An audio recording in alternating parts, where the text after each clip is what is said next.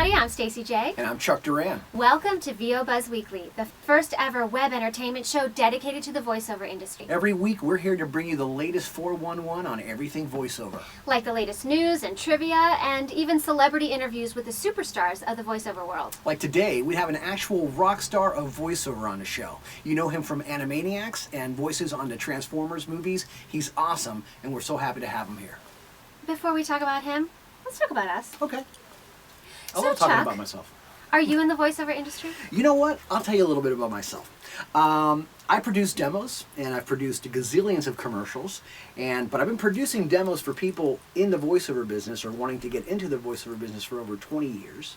So I kind of know what I'm doing. It's one thing having a tool that's going to help you get into the business or help you get work.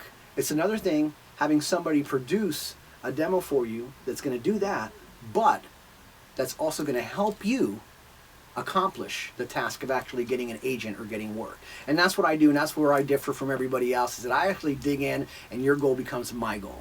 I'm also in a rock band called Rock Sugar. That's why I dress all crazy and stuff, because I like that. I'm crazy. And if you go to my website, you'll see that. But Rock Sugar, in fact, you might want to go onto YouTube and just search for Rock Sugar, Don't Stop the Sandman, and you'll see exactly what I'm talking about. We tour all over the world, and it's a fun thing to do. So that's pretty much it. That's pretty cool. Yeah, and it's I really can cool. attest to the Pretty fact... cool. What are you talking about? I'm freaking awesome. All right, it is. It's great. It is. And I can tell you that Chuck helped me get started in the voiceover industry. He did my first demo, gave me my first job when I first moved to LA a few years ago. Whatever it takes, guys. And Remember I've been that. working ever since. So the great thing about him too is he has clients all over the world, not just in LA. So if you're in Japan, California, Canada, New York, he's That's your guy. true. No matter where you're at, I can help you. Remember that. Go to my website, demosthatrock.com. Check it out. And they do.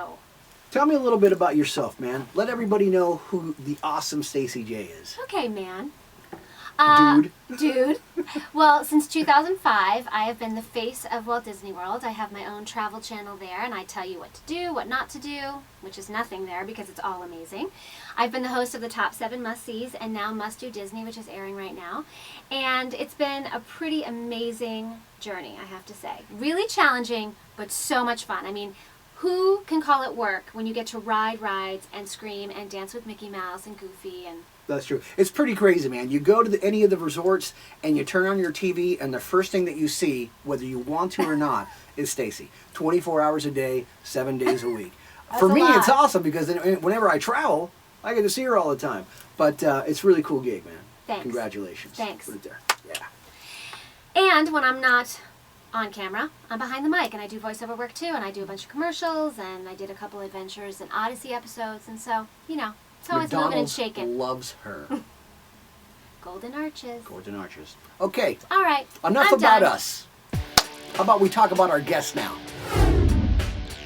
Our first guest ever on VO Buzz Weekly. Wow. And he, you know him as the voice of Wakko on Animaniacs. Also the voice of Ironhide on the Transformers movies. Yeah. He's all over the friggin' place. He's also in a rock band called Rock Sugar. Good band. With myself. Yeah. And insane band. I'm sure he'll talk a little bit about that. But his favorite role is my best friend. That's a very good role. Right? Had to audition against a lot of people for that. There you go, man. Welcome to the show, Thanks, Jess Harnell. Thanks, buddy. You got it, brother, Thank you. man. Thanks, Stacey. Thanks for being here. It's an honor, man. I don't know what I'm going to do after this. Everything else is going to pale by comparison. Well, you know, dinner. Yeah, something like dinner, that. that's good. First of all, it's so cool to have you on the show because there's so many people out there that hear your voice every day. Yeah. Grew up with you, go to sleep with you, not in that well, way. you know, only one now. Right? You're constantly like on TV and everything, and it's like they don't really know the face maybe, so this is kind of a cool thing. Yeah, or the hair, which is even... I'm telling you right now, That's who more would have important. ever thought that somebody with hair like that could actually make money? Yeah, that's true. You know, in any Just other stay away from the occupation, light. it'd be in Tarzan at Disneyland in one of those shows, and that's not a lot of money No, either. it's not, man. I want to ask you a few things, and I think that stuff that we want to know, they want to know. Okay. But how did you get started in the voiceover business? Chuck, I got started in the voiceover business because, as you know, a lot of these questions he already knows the answers to, but I'll just fill in the blanks for those who may not. A lot of the time, one of the biggest blessings that you can have in life is if you can turn something that you were good at as a kid into your occupation. you know. And I meet a lot of children out there when I'm signing autographs for various cartoons or whatever, and they come up and they say, oh, look, my son or my daughter did a drawing for you. And they're always very cute, but once in a while, some 5-year-old hands you a drawing, and it's like, wow, who'd you pay to do this for you? Because it's amazing, okay? Right. Yeah. And that's a kid who's just, that's the direction that their life is headed in, right? Well, ever since I was a little boy, I just always did voices. And I was that kid who, when my relatives would come over to the house and they'd be around the dinner table, they'd leave and I'd say, oh, you know, Uncle Sid sort of talks like this. That's kind of fun, isn't it? I want to start talking like Uncle Sid, you know? Right. And it's like I was that kid. And I'd watch TV and I'd analyze how people talked. So it's something that I always did. Right? And my early childhood, I thought I was going to be an actor. And then I turned 15 and I saw Robert Plant and Steve Perry, and I realized you could get more dates if you were in a band. Yeah. So I learned to sing. It's true. And I did that. Well, obviously. So, Well, hello. And you know, so I kind of taught myself to sing, and I did that in bands for a long time. And then a thing opened up where on TV they were using what was called sound-alikes, which is singing impressions. And they needed a lot of these for everything from commercials to background music for TV. And I just always did that. I did it before I knew you could get paid for doing it. Right. Right. So it seemed an obvious in, and I kind of got in with that. And always, whenever you have an opportunity, a favorite saying of mine is, why stand back when you can stand out, right? And when I made my first demo reel as a singer, everybody's demo I reels... always thought, why stand out when you can stand back? No, you always thought, why stand up when you can lay down, which is a whole other problem. But in my own experience, I made this demo tape when I wanted to be a session singer, and any chance you have to do something different than what everybody else is doing, that will help you. It's always going to help you. Even if it's not that great, at least it was different. And my demo tape was We Are the World, but I sang everybody's voice in We Are the World, and that was my vocal demo. And even, as I said to Chuck specifically when I made it, I said, dude, even if this sucks, people will probably think it's interesting. And fortunately they did. So I started working a lot, and I heard this thing and it didn't suck. No, thank Yeah. God, The you know. whole industry unlikely. went It crazy. was all right. This thing circulated all over the world, actually, and Yeah. he became a superstar overnight. Well, I became something overnight. I stopped parking cars at In-N-Out Burger, I can tell you that. But anyway, so that worked out, and then from that I'd be on vocals gigs, singing stuff, and I'd always be messing around, like if there was voiceover copy on the Budweiser spot, I'd start reading it and I'd say something like, you know, the cool, clear taste of the Rockies. And it said we want somebody to sound, you know, kind of cool, like a beer drinking guy. So I'd start talking like that, you know, and they And go, of course, you drink so much beer. I've never had a drink in my life, and I know right now you're thinking that's not true, but it is. Can you imagine if you did? That would be even worse. Holy We'd never God. get anything done. Right. But the point is that I'd put myself out there and I'd say, I can kind of do this, not in an obnoxious way. You never want to be like, you know, oh, listen to what else I can do. But I'd you know, fool around on the mic a little bit and show them what I could do. And that kind of started opening doors to doing some voiceovers on commercial copy.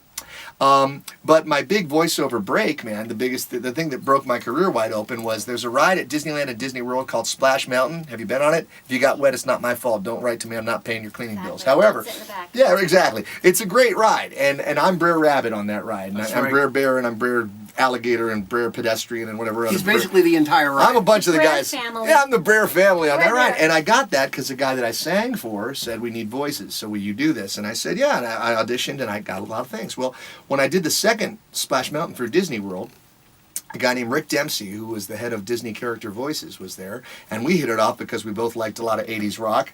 And so I was... Thank God for 80s rock. 80s rock, yeah, you know, I've never left. And so he said, he just liked me, and he said, you know what? He said, you should really be doing more of this stuff. And I said, yeah, well, I don't know how to get into it. So he took it upon himself to write a letter that he circulated to agencies, and the letter said something like, if you guys don't sign this person to your agency, you're going to regret it for the next 40 years. And, you know, that was pretty much the luckiest thing that could That's a happen to blessing, somebody man. aspiring. Yeah, you know. So he did that for me, and I went out there, and they took me to lunch and bought me lunch, which was the first and last time anybody's ever really bought me lunch. So I was Hey, I happy. bought you lunch last Other week. than him. Yeah, he does. That's Wow, you true. must be really hungry if you haven't. Yeah, no, I eat. I just, nobody else pays for it. That's the problem. So that was the beginning of my That's voiceover cool, career. man. So have Yeah. you been with the same agent your entire career? I have been with the same agent my entire career, and another little piece of advice and wisdom for you is always that this is true of life, man. If you're in a happy relationship, why would you be stupid enough to risk it and try something else? That's Right. a dumb thing to do. If you have relationships in your life that are valuable to you, you want to upkeep them and maintain them and treat them with the respect they deserve. Sure. I have been approached by many, many agents over the years about jumping ship and with promises of this or that or the other thing. My agents have been fantastic to me, and therefore it would not be a very cool thing if I were to leave them, would it? And I agree with So you. here I am, Yeah. and couldn't be happier. DPN, Los Angeles. You Get roll. down. You roll, baby. Yeah. I got a question for you. What do you want? What? No, I don't have your $20. No. forget about. That's why I'm doing this. But I want you to tell these people out there some of the cool stuff that you've been on, either in the past or currently. Just bring us up to date. Well, man, it's like, the thing is, what's funny, Chuck, and you know this better than anybody because we talk all the time, and you say, what did you do this week? And I'm like, I don't know. You don't want to know. I know, it's Sit like... down, get comfortable. I don't... Where do I start? That's kind of you, but I honestly don't remember. And it's not that I'm fine. Everything's cool. Don't worry about it. It's just I do so much stuff, thank God, that literally I'll come home, and my girl will say, what'd you do? And I'm like, I was a robot or something. You feeling lucky, punk? Easy, Ironhide. Just kidding. I just wanted to show him my cannons. You do movies, Yes. you do animated cartoons, Yes. you do promos. Do you like being that diversified, Absolutely. or do you prefer? Okay. Absolutely, Stacey. And in fact, that's another great fact. A very common thing that people ask me. In my case, I happen to do a lot. Yeah. Okay? Because I do singing, and I do impressions, and I do animation, and I do character voices, and I can do narration, and I can do commercial, and I can do promo, and I can do announcing. And I do all of those things. But sometimes people that meet me that want to get into voiceover say, oh man, I really want to do that, but I don't have a million voices. I could never do, what you do. And I said, that doesn't matter, because you don't need a million voices. You need one really good one. I'm dying to know. Yeah. They're dying to know. I actually already know. You already know. But they're dying You to know. know everything. I know everything. They're dying to know. Give us some of the voices that we've heard you in. Like some of the shows. projects in there? Yeah, man. Yeah. Well, dude, it's like, first of all, you can IMDb me, and there's apparently tons and tons of stuff on there, so you'll see a couple more credits. complete resume. Yeah, Yeah. there's a few Yeah, things it's like going on. 80 pages long. Yeah. But Get a a few of the snack fun and get ones, comfortable. I like to talk about fun ones, okay? And like some fun ones that some people you might be surprised to hear are that I've been the announcer for America's Funniest Home Videos for like 12 years. How right? funny is that? Yeah, and I mean, I imagine that most of the people watching America's Funniest Home Videos never dreamed that the announcer would look No. like me. But there you go. That's the wonderful thing about voiceover too, is you can be anybody. You know what I mean? And that's kind of cool.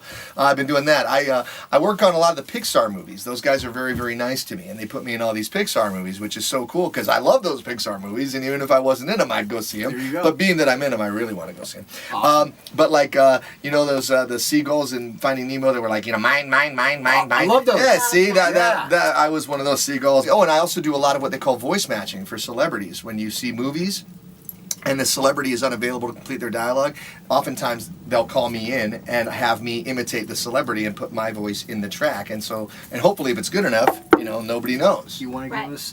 You want For to give example. us? You want to give us your best impression? I don't know, who do you want to hear there? Do Just Al- any of do them? Albert Albert Brooks? Let's do, yeah. Well, you know what's nice is Albert Brooks is Nemo's dad in Finding Nemo. And sometimes he's not available. So I go in and I do it. And he gets upset with me later and goes, you're out there doing me again, aren't you? That's Pretty scary. good. Oh, it's pretty neat, right? I mean, that's... Yeah. Scary. Yeah, so I do a lot of his stuff. I didn't do anything on that new movie where he's stabbing people in the neck with a fork. I didn't do Thank that. God. Yeah. Okay, so close your eyes out there. Close your eyes. Okay. Close your eyes. Yeah. Okay, I want to, Christopher Walken. Guys, if you got nothing to do and you want to learn something new, something exciting, something you haven't seen before, you got to watch VO Buzz Weekly. You're going to learn all the ins and outs with Chuck and Stacey. And if you don't watch, I'll come to your house and I'll stab you in the neck with a soldering iron.